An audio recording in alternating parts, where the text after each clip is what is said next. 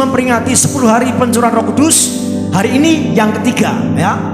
Hari Jumat sudah berlangsung hari pertama, hari Sabtu yang kedua, hari ini hari ketiga. Puji Tuhan, hari pertama kedua Roh Kudus bekerja. Banyak beberapa yang dijamah Tuhan, mengalami dipeluk Tuhan, dan baptisan Roh Kudus dan sebagainya. Itu hal yang luar biasa. Amin. Harus kita alami Bapak Ibu. Roh Kudus adalah kebutuhan yang paling mendasar. Karena apa? Seperti mobil motor yang tidak ada akinya, tidak ada businya.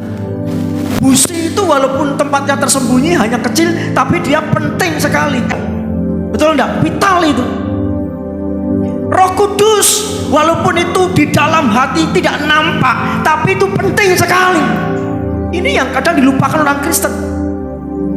Orang Kristen acap kali hanya mempertontonkan, menunjukkan yang di luar saja. Yang penting nang gereja, pakaian bagus, setiap hari Minggu ke gereja. Tapi yang di dalam tidak diperhatikan, yaitu Roh Kudus. Ini bahaya. Roh Kudus menjadi kebutuhan paling mendasar dalam kehidupan kita. Tetapi Petrus berkata, emas dan perak tidak ada padaku, tetapi apa yang kupunyai kuberikan kepadamu. Demi nama Yesus Kristus orang Nazaret itu, berjalanlah. Jadi cerita ini latar belakangnya adalah Petrus dan Yohanes sedang mau beribadah jam 3 sore. Mereka masuk ke bait Allah. Di bait Allah itu ada seorang yang meminta-minta. Bukan sekedar meminta-minta, tapi lumpuh, tidak bisa berjalan. Selama 40 tahun orang itu di situ sejak lahirnya. Dan tiap-tiap hari dia meminta sedekah uang kepada orang yang datang beribadah. Nah, tiba giliran Petrus dan Yohanes masuk ke gerbang indah itu, mau masuk ke bait Allah itu. Petrus dan Yohanes pun juga dimintai sedekah. Si lumpuh ini dia menatap Petrus dan Yohanes, dan dia berharap mendapat uang daripada Petrus dan Yohanes. Apa jawabannya? Emas dan perak tidak ada padaku, tetapi apa yang kupunyai kuberikan kepadamu. Demi nama Yesus Kristus orang Nazaret, berjalanlah. Petrus mengatakan, uang, perak atau emas tidak ada padaku, tetapi yang ada padaku kuberikan kepadamu dengan kuasa. Dengan apa? Kuasa. Dengan kuasa Yesus Kristus dari Nazaret, berdiri dan berjalanlah. Kuasa Yesus Kristus itu adalah dari Roh Kudus yang sudah ada dalam diri Petrus. Ini cerita setelah Petrus dan teman-teman mengalami pencurahan Roh Kudus. Jadi ada kuasa dalam nama Yesus ketika kita dipenuhi Roh Kudus. Ada orang Kristen yang ngusir setan, dalam nama Yesus pergi, dalam nama Yesus pergi, kok pergi, dalam nama Yesus pergi, dalam nama Yesus pergi, kok pergi, dalam nama Yesus sembuh, kok nggak sembuh. Kenapa? Malah setannya malah saya gede, malah dadi. Kenapa? Karena belum dipenuhi Roh Kudus. Petrus ini berkata dengan kuasa dalam nama Yesus, karena sudah ada kuasa dulu dalam dirinya. Memang nama Yesus berkuasa, nama Yesus nama di atas segala nama. Tetapi siapa yang memperkatakan tentang nama Yesus itu penting. Kalau hanya orang Kristen biasa, orang Kristen yang tidak mengerti firman, tidak dipenuhi Roh Kudus, nama Yesus itu tidak bisa menyembuhkan, tidak bisa mengusir setan. Ingat anak-anak Skewa, ya kan? Anak Skewa itu berkata, aku mengusir engkau dalam nama Yesus, seperti yang Paulus beritakan. Dia tidak mengenal Yesus, dia tidak kepenuhan Roh Kudus, tapi dia hanya ikut-ikutan Paulus. Apa yang terjadi? Justru setannya ini mengejar orang ini dan menggagahinya, melukainya, menelanjanginya. Nah, ini pentingnya kita penuh Roh Kudus adalah supaya kita, ketika kita berkata dalam nama Yesus, maka terjadi. Amin. Pentingnya penuh Roh Kudus adalah ketika kita usir setan dalam nama Yesus, setan pun pergi. Jadi kalau setan kita usir dalam nama Yesus tidak pergi, mungkin karena kita nggak penuh Roh Kudus. Dalam bahasa Indonesia masa kini. Tetapi Petrus berkata kepadanya, saya tidak punya uang sama sekali, tetapi apa yang ada pada saya itu akan saya berikan kepadamu. Demi kuasa Yesus Kristus orang Nazaret itu, berjalanlah. Amin. Petrus tidak punya uang sama sekali, tapi dia punya kuasa nama Yesus. Engkau boleh gak punya harta benda, emas, perak, uang sama sekali, tapi kalau engkau punya Yesus itu cukup. Amin. Engkau boleh memiliki semuanya, tapi kalau gak punya Yesus itu bahaya. Bilang sama sebelahmu, bahaya nek ora duwe Yesus. Amin. Pastikan kita walaupun tidak memiliki apa-apa, tapi memiliki Yesus. Sudah miskin nggak punya Yesus lagi, oh parah itu. Ya toh, sudah miskin tinggalnya di semen, wis ngono randu Yesus, waduh, mombol. Ya, kita boleh miskin, kita boleh tinggal di semen, tapi ketika kita punya Yesus, ada sesuatu keilahian, supranatural yang bisa mengangkat derajat kita. Amin. Lebih dari uang yang diberikan Petrus, lebih dari uang. Amin. Orang berpikir, dunia berpikir uang adalah sesuatu yang berharga, tapi bagi Alkitab uang bukan berharga. Yesuslah sesuatu yang berharga. Amin.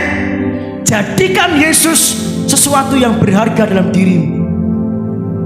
Mari Bapak Ibu, kita mulai mengkikis pandangan-pandangan yang keliru selama ini. Kalau aku nggak punya uang, aku nggak bisa apa-apa. Bisa. Uang bukan segala-galanya. Memang segala-galanya perlu uang, tapi uang bukan segala-galanya. Amin. Hari ini kita akan buktikan bahwa tanpa uang pun kita bisa melakukan segala-galanya. Kenapa Roh Kudus menjadi kebutuhan yang paling mendasar? Yang pertama, Roh Kudus menyembuhkan kekayaan tidak mampu lakukan. Roh Kudus menyembuhkan kekayaan tidak sanggup melakukan kesembuhan. Betul?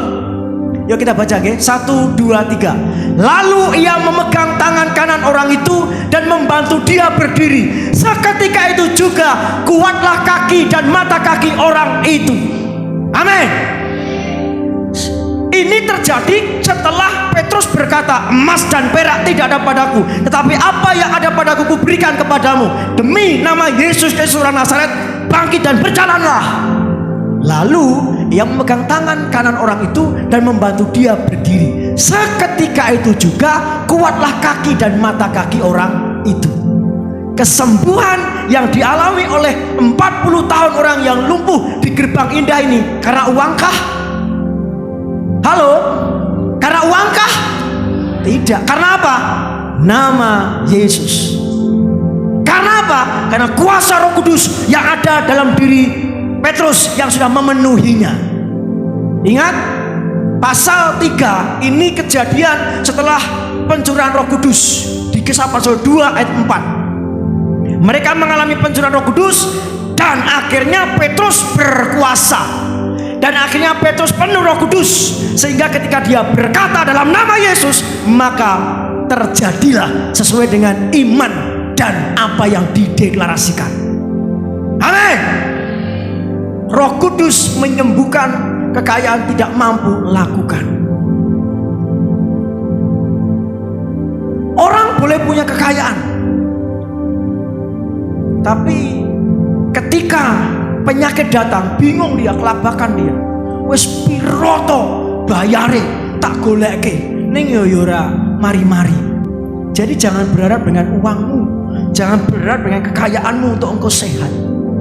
Berharaplah kepada Roh Kudus yang bisa menyembuhkan luka batin hati, jiwa, raga kita. Apakah dengan uangmu engkau bisa menyembuhkan luka hatimu? Tidak bisa. Apakah karena engkau sedih? Wah, aku sedih aku. Wes mergone aku duwe duit saiki tak hambur-hamburke supaya saya bahagia. Bisa. kita bahagia dengan menghambur-hamburkan uang. Tidak bisa hambur-hamburke. Betul enggak? Tidak bisa Bapak Ibu. Sampai kapan sih kita berharap kepada uang? Yang kedua, kenapa Roh Kudus menjadi kebutuhan yang mendasar dalam kehidupan kita? Karena Roh Kudus memberi pengharapan lebih dari kekayaan. Roh Kudus memberi pengharapan lebih dari kekayaan. Kita baca Kisah para Rasul 3 ayat 5. 1, 2, 3. Lalu orang itu menatap mereka dengan harapan akan mendapat sesuatu dari mereka. Si lumpuh yang 40 tahun di gerbang indah, yang selama ini minta sedekah, sudah menjadi gaya hidupnya. Minta dan berharap uang, tidak berharap kesembuhan. Wes, urusan mari sikilku, urusan mari loroku, aku sudah mikir meneh. Tidak punya harapan lagi. Dia nggak punya harapan lagi untuk kakinya bisa bangkit dan berjalan. Tidak punya harapan lagi. Dia harapannya adalah apa? Uang saja. Dia minta sedekah. Lalu orang itu menatap mereka dengan harapan akan mendapat sesuatu dari mereka. Sesuatu itu pasti uang. Sedekah karena memang sudah menjadi gaya hidupnya. 40 tahun dia meminta sedekah. Harapan untuk sembuh sudah tidak ada, hopeless, harapannya hilang, nggak ada. Tapi dengar baik-baik, ketika Petrus berkata, emas dan perak tidak ada padaku, tapi apa yang kupunya kuberikan kepadamu. Demi nama Yesus Kristus orang Nazaret, bangkit, berjalanlah. Wih, dia mulai dipegang tangan Petrus, dia mulai bangkit. Dia mulai bangkit dan dia mulai berjalan. Dia mulai bisa berjalan. Dia mulai bisa berjalan. Harapannya yang selama ini pupus, dia bangkit kembali. Dia selama ini tidak berharap kakinya akan bisa jalan lagi. Dia selama ini tidak punya harapan untuk mengalami mujizat. Wes adoh ini jauh, wes rasa ngoyo-ngoyo lah. Tapi dengar baik-baik, Roh Kudus memberi pengharapan lebih dari kekayaan. Hari ini ketika harapanmu pupus, bangkitkan harapanmu lagi. Di dalam Kristus ada pengharapan baru. Dalam kuasa Roh Kudus ada pengharapan baru. Jangan berhenti berharap. Tuhan tidak pernah mengecewakan orang yang berharap kepadanya. Camkan baik-baik. Ketika engkau berharap kepada Tuhan, Tuhan tidak pernah mengecewakan. Amin. Pegang dadamu. Katakan, Tuhan tidak pernah mengecewakan orang yang berharap kepadanya. Oleh sebab itu, saya akan terus berharap kepada Tuhan. Amin. Berharaplah kepada Tuhan, karena Tuhan tidak pernah mengecewakan. Si lumpuh berharap dengan uangnya dia sukacita. Si lumpuh dengan uangnya dia bisa menyembuhkan kesedihan ketika dia nggak bisa jalan selama ini. Pertanyaannya, bisa nggak kekayaan bisa menyembuhkan luka hatinya? Dia sudah, menurut saya dia sudah tingkatnya depresi. Jadi ada tingkat-tingkat dalam emosi manusia itu. Ada namanya stres, terus depresi. Kalau depresi itu kehidupan yang sudah benar-benar di bawah, itu depresi. Makanya begitu ada orang dia cuma melongo, Pak, aku njaluk duit ya Pak. Dia ke gereja, dia di bait Allah, tapi yang diharapkan manusia. Dia ke gereja, dia di bait Allah, tapi dia tidak berharap kepada Tuhan. Inilah ciri orang yang sudah tidak punya pengharapan lagi. Orang yang tidak punya pengharapan lagi, kalaupun dia di gereja, dia tidak punya iman, pengharapan, keyakinan lagi bahwa Tuhan akan melakukan mujizat. Ayo neng gereja, ya aku neng gereja, neng. Orang mungkin mujizat terjadi atas hidupku. Ini namanya menyerah. Ini namanya hopeless, putus asa. Nah, orang yang lumpuh 40 tahun ini sudah putus asa. Dia ke gereja tapi tidak punya pengharapan. Pastikan kalau engkau ke gereja karena engkau punya pengharapan. Amin. Engkau punya keyakinan ketika aku ke gereja bertemu dengan Tuhan, maka terobosan pasti terjadi. Amin. Lalu orang itu menatap mereka dengan harapan akan mendapat sesuatu dari mereka. Singkat cerita, dia tidak mendapatkan sedekah karena jawabannya justru mengecewakan si lumpuh ini. Emas dan perak tidak ada padaku. Begitu mendengar itu, loh, terus ngapain? Aku sedomplo, aku berharap kasih uang, kamu gak kasih uang sama saya. Ada kelanjutannya. Tetapi apa yang kupunya kuberikan kepadamu. Ada pengharapan. Demi nama Yesus Kristus orang Nazaret, berjalanlah. Dia mulai terperanjat. Ada pengharapan baru. Dan ketika Petrus mengulurkan tangannya, dia merespon dengan uluran tangan Petrus dan dia mulai berjalan. Roh Kudus memberi pengharapan lebih dari kekayaan. Apa yang bisa engkau harapkan dari kekayaanmu? Apa yang bisa engkau andalkan dari uangmu, emasmu, tabunganmu, rekeningmu? Tidak ada itu. Tidak bisa menjamin. Tapi ketika engkau menaruh pengharapan kepada Roh Kudus, maka hidupmu akan menjadi pribadi yang sungguh-sungguh berkemenangan. Amin. Nah, itulah yang menjadi harapan kita. Harapan kita bukan uang, bukan harta benda, bukan emas dan perak. Harapan kita adalah Roh Kudus. Kebutuhan kita yang paling mendasar adalah Roh Kudus, bukan uang. Memang saya tahu ini berat, karena selama ini sudah dicetak oleh dunia ini bahwa uang itu kita perlukan, uang kita butuhkan, segala sesuatu perlu uang. Itu sudah tertanam di otak bawah sadar kita. Tidak bisa tidak, kita harus pakai uang. Tapi dengar baik-baik, dari firman yang kita baca ini, uang tidak bisa jawaban. Dia harap mendapat uang untuk kesehatan, untuk kesembuhan, bahkan minimal untuk sejahtera saja. Tapi itu nggak didapatkan. Yang ketiga, Roh Kudus memberi sukacita, kebahagiaan, kegembiraan yang melimpah, lebih dari sukacita memiliki kekayaan. Sekarang saya tanya, Bapak Ibu mending punya Tuhan atau punya harta? Wah, aku pengen dua-duanya, Pak. Kalau suruh milih, mending orang duwe duit ning duwe Gusti Yesus utawa orang duwe Gusti Yesus ning duwe duit. Pilih mana? Serius. Pertanyaan ini sedang mengetes siapa yang menjadi prioritas dalam hidupmu. Jawabanmu menentukan siapa prioritas dalam hidupmu, Tuhan atau uang. Jadi coba dalam hatimu yang terdalam engkau menjawab jujur. Mungkin mulutmu bisa katakan, Tuhan, ini yo nek butuh nek ra duwe duit ya mumeti. Lah mau ngomong sing Tuhan mau apa? Coba sekarang jujur dari hatimu yang terdalam. Jangan cepat-cepat jawab, tapi renungkan dengan hatimu yang terdalam. Jawab pertanyaan saya ini. Gak usah cepat-cepat jawab. Mending punya Tuhan tapi gak punya uang, atau gak punya uang tapi punya Tuhan? Gak usah dijawab. Renungkan di hatimu dan jawab dari hatimu yang terdalam.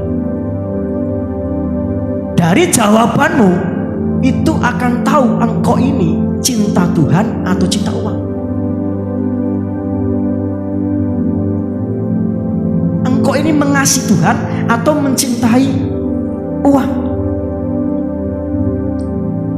Kita baca ya, Kisah Rasul 3:8. 1, 2, 3. Ia melonjak, berdiri lalu berjalan kian kemari dan mengikuti mereka ke dalam bait Allah, berjalan dan melompat-lompat serta memuji Allah. Begitu Si lumpuh ini sembuh. Dia lompat-lompat, dia senang sekali kian kemari berjalan di bait Allah. Dia sorak-sorai puji Tuhan, haleluya. Dia senang sekali, dia bergembira sekali. Sukacitanya melimpah, gembiranya melimpah. Amin. Berjalan dan melompat-lompat serta memuji Allah, girang banget, bersukacita sekali. Ketika dia mendapatkan uang sedekah, dia nggak segembira itu. Ketika dia mendapat uang receh 1, 2 sampai sore, dia kumpul, dia hitung, dia nggak sesukacita itu. Tapi begitu kakinya disembuhkan, dia bersukacita, dia bergembira, dia melompat-lompat berjalan kian kemari di bait Allah itu. Ini menunjukkan kebutuhanmu yang paling mendasar adalah Roh Kudus, bukan uang. Kebutuhanmu yang paling mendasar adalah kuasa dalam nama Yesus, bukan uang. Kalau gembiramu hanya bergantung pada uang, itu labil. Nek dompetmu tebel, engkau ngeleleng. Jajan kok ngeleleng. Pak Wisnu, ayo makan apa? Beda kok, serasa takon enggak ya. Tapi giliran dompetnya tipis, nangis. Ini saya guyuki pengalaman ini.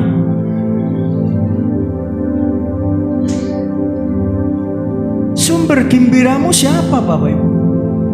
Si lumpuh ini dia bersukacita, dia bergembira. Sumber gembira sesungguhnya adalah Roh Kudus.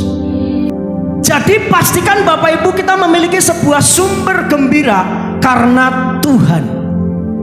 Amin.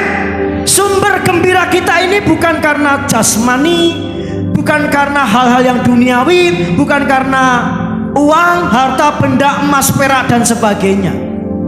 Tapi sumber gembira kita ini adalah Roh Kudus sendiri. Amin. Bisa cek Bapak Ibu. Ketika engkau bunga banget gitu, oh berarti dia duit.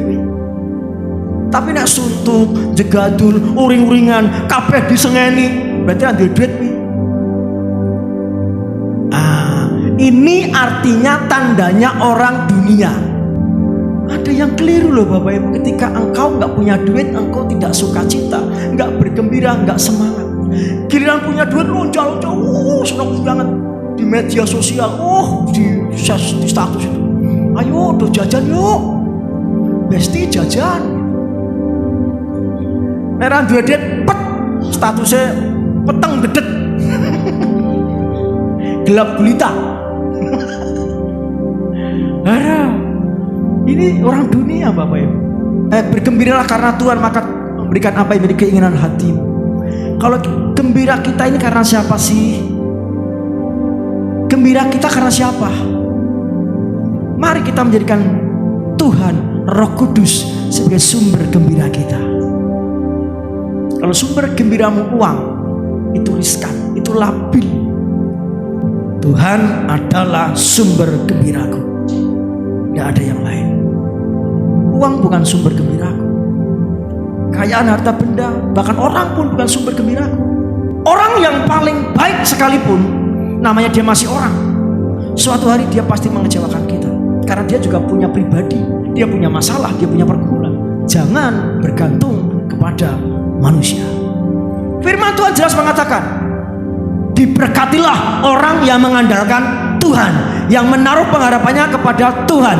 Terkutuklah orang yang mengandalkan manusia. Jadi jangan mengandalkan manusia. Kalau kita mengandalkan uang, harta, benda, manusia, kita riskan akan susah. Kita riskan akan menderita, labil. Yang keempat, Roh Kudus membebaskan dari ikatan. Kekayaan justru membawa penderitaan. Mosok Pak? Nah, kita akan pelajari ya. Baca dulu ya. Kisah pasal 32, 1, 2, 3. Di situ ada seorang laki-laki yang lumpuh sejak lahirnya, sehingga ia harus diusung. Tiap-tiap hari orang itu diletakkan dekat pintu gerbang bait Allah yang bernama Gerbang Indah untuk meminta sedekah kepada orang yang masuk ke dalam bait Allah. Sejak lahir orang ini lumpuh dan ditaruh di Gerbang Indah selama 40 tahun. Meminta saja. Artinya apa? Selama 40 tahun orang ini dalam ikatan, dalam kutuk, dalam maut. Orang ini dalam perbudakan. Walaupun dia ke gereja, gak ada pengharapan untuk mengalami kesembuhan. Walaupun dia ke gereja, dia punya iman untuk mengalami mujizat Tuhan. Dia hatinya sudah kotor sekali. Kau nang gereja apa? Aku nang gereja, aku ngemis, kan begitu gambarannya. Selama 40 tahun orang ini ke gereja tapi ngemis, gak punya tujuan untuk menyembah Tuhan. Inilah tandanya orang yang ada ikatan. Inilah tandanya orang yang dalam perbudakan. Ke gereja tapi motivasinya, ke gereja tapi imannya gak ada. Motivasinya gak ada. Kalaupun tak ada motivasi, motivasinya pribadi, ngemis di sini. Ini 40 tahun loh, bayangkan Bapak Ibu, 40 tahun. Roh Kudus itu membebaskan ikatan. Begitu ketemu dengan Petrus, Petrus mendoakan, menawarkan sesuatu keilahian kepada dia, maka orang ini respon, ya aku terima itu. Saat itu pula mata kakinya kuat, dia bisa berjalan kembali. Amin. Ini semua terjadi karena Roh Kudus. Roh Kudus sesungguhnya kebutuhan yang paling mendasar dari seorang lumpuh ini, bukan uang. Kebutuhanmu yang paling mendasar adalah Roh Kudus, bukan uang. Jadi sesungguhnya segala sesuatu adalah Roh Kudus, bukan uang. 1 Timotius 6 ayat 10. 1, 2, 3. Karena akar segala kejahatan ialah cinta uang. Sebab oleh memburu uanglah beberapa orang telah menyimpang dari iman dan menyiksa dirinya dengan berbagai-bagai duka. Ternyata uang, kekayaan, harta itu malah membuat kita menderita, membuat kita berduka, menyiksa diri dengan berbagai duka. Justru dengan uang kita tidak sejahtera, tidak bebas, tidak lepas, tidak sukacita, tapi dengan uang justru kita tersiksa dengan berbagai-bagai duka. Ayo, gue masihkah mencintai uang? Jelas sekali dikatakan, karena akar segala kejahatan ialah cinta uang. Aku sih gak cinta uang, Pak, tapi aku pengen uang banyak, Pak. Bodoh cinta aku, bro. Aku sih gak cinta uang. Neng nek dikai rezeki ya sing oke lah, Tuhan. Tuhan, katanya harta itu titipan, tapi nek titip ya jangan sedikit-sedikit lah, Tuhan, yang banyak lah. Dititipi ya syukur, aja njaluk sing oke. Amin. Dengar baik-baik. Karena akar segala kejahatan ialah cinta uang. Lu bagaimana, Pak? Saya nggak cinta uang, tapi butuh ya, Pak. Ini kebutuhan ya, Pak. Tapi di dalam kuasa Roh Kudus, kebutuhan kita semua tercover. Bisa katakan amin? Di dalam kuasa Roh Kudus semuanya bisa kita beli. Amin. Di dalam kuasa Roh Kudus semua bisa kita bayar. Terbukti di sini, Roh Kudus bisa membayar kesembuhan yang selama ini 40 tahun orang ini sakit. Amin. Roh Kudus bisa membayar sukacita, damai sejahtera yang selama ini tergadaikan. Amin. Roh Kudus bisa melepaskan orang ini dari ikatan dosa, ikatan maut, kematian yang selama ini 40 tahun diterimanya. Amin. Apa dengan uang uang itu semuanya? Tidak. Dengan apa? Roh Kudus. Sehingga kebutuhan kita yang paling mendasar adalah Roh Kudus. Kebutuhan kita yang paling mendasar adalah apa? Roh Kudus. Kebutuhan yang paling mendasar adalah apa? Roh Kudus. Katakan bersama-sama. Kebutuhan yang paling mendasar adalah Roh Kudus. Roh Kudus. Roh Kudus. Amin. Itulah kebutuhan dasarmu, bukan yang lain. Engkau boleh mempunyai uang, tapi kau tidak bisa membayar kebahagiaan. Engkau boleh mempunyai emas, perak, dan permata, tapi kau tidak bisa memberi sukacita. Kau bisa memiliki semua harta di muka bumi ini, tapi kau tidak bisa memberi kesembuhan. Hatimu tetap terluka, sakit hati walaupun uangmu banyak. Tapi ketika engkau punya Roh Kudus, kau bisa membeli semuanya. Katakan sebelahmu, iki lho, arep-arep ngene iki. Amin. Hidup bahagia itu simpel, bukan di uang, tapi di kuasa Rohnya, Roh Kudus. Amin. Kebutuhan yang paling mendasar kita adalah Roh Kudus saja. Ya, jangan cinta uang, jangan buru uang. Ya, buru uang, justru uanglah yang akan menyiksa kita. Roh Kudus memberikan sukacita, tapi kekayaan justru memberikan duka cita. Ayo Bapak Ibu berhenti mencintai uang. Tapi Pak, aku butuh ya Pak. Kebutuhanmu yang paling mendasar adalah Roh Kudus. Amin. Ketika engkau mencari Roh Kudus, semuanya beres. Ayo baca ya, 1, 2, 3. Dari cinta akan uang timbul segala macam kejahatan. Ada sebagian orang yang mengejar uang sehingga sudah tidak mengerti lagi ajaran Kristen. Lalu mereka tertimpa banyak penderitaan yang menghancurkan hati mereka. Ketika cinta uang timbullah segala kejahatan. Bukan hanya timbul kejahatan, ada sebagian orang yang mengejar uang sehingga sudah tidak menuruti lagi ajaran Kristen. Rasa neng rijo-rijonan, rasa sesuai dengan firman Tuhanan. Yang penting aku badi oke. Loh, ini kan bertentangan dengan firman. Rasa urusan dengan firman, yang penting badi oke. Hati-hati Bapak Ibu. Ketika engkau mengejar untung berlebih, kau sudah mencintai uang, bukan mencintai Tuhan. Dan itu akan menyiksa dirimu. Lalu mereka tertimpa banyak penderitaan yang menghancurkan hati mereka. Kenapa di sini hati, bukan fisiknya? Karena dari hati memancarkan kehidupan.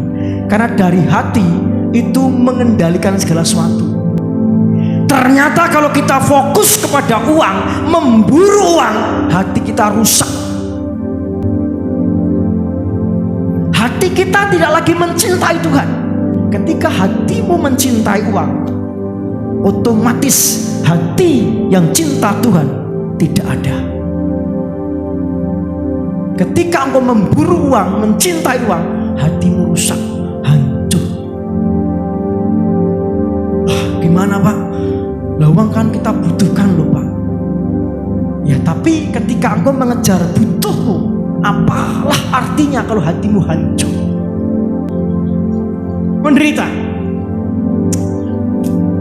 Kekayaan, uang, ketika kita tidak mengelola dengan baik, justru membuat penderitaan buat kita. Uang adalah hamba yang baik ketika kita memanage dengan baik. Uang adalah hamba yang baik ketika kita atur dengan baik, kita kelola dengan baik.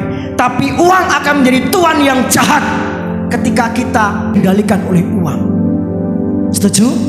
Sehingga orang ini dikendalikan oleh uang. Pagi, siang, sore uang dikejar, uang terus. Aduh, gimana nih kuat? Kenapa? Karena dia cinta akan uang, buru uang. Ya. Dalam bahasa Jawanya ya. Yuk kita baca ya. 1, 2, 3. Awet karem bondo kuwi uwiting sarupaning piolo. Sebab saka anggone mburu duit ana wong sing padha nyimpang saka pracayane lan wekasane nyiksa awake dhewe awujud kasusahan rupa-rupa. Bapak Ibu dengar baik-baik. Karena kita memburu uang itu menyusahkan kita sendiri. Itu membuat kita berduka. Tapi ketika engkau mencari Tuhan, engkau mengutamakan Tuhan, engkau mengejar Roh Kudus, maka semuanya akan terbalaskan. Engkau bisa membeli kesukaan, sukacita, damai sejahtera, kesembuhan, pemulihan dengan Roh Kudus. Engkau tidak bisa membeli sukacita, damai sejahtera, kesembuhan, pemulihan dengan uang. Engkau hanya bisa membeli sukacita, damai sejahtera, kesembuhan, pemulihan hati dengan Roh Kudus. Jadi kebutuhan yang paling mendasar kita adalah apa? Roh Kudus. Kebutuhan yang paling fondasional adalah apa? Roh Kudus. Lainnya enggak. Orang cerdas mengejar dan mengutamakan sesuatu yang berkualitas. Apa yang kau kejar selama ini? Sampai hari Minggu apa menenek pon, wah maneman paling gereja Pak, oke langganan, maneman tutup toko maneman.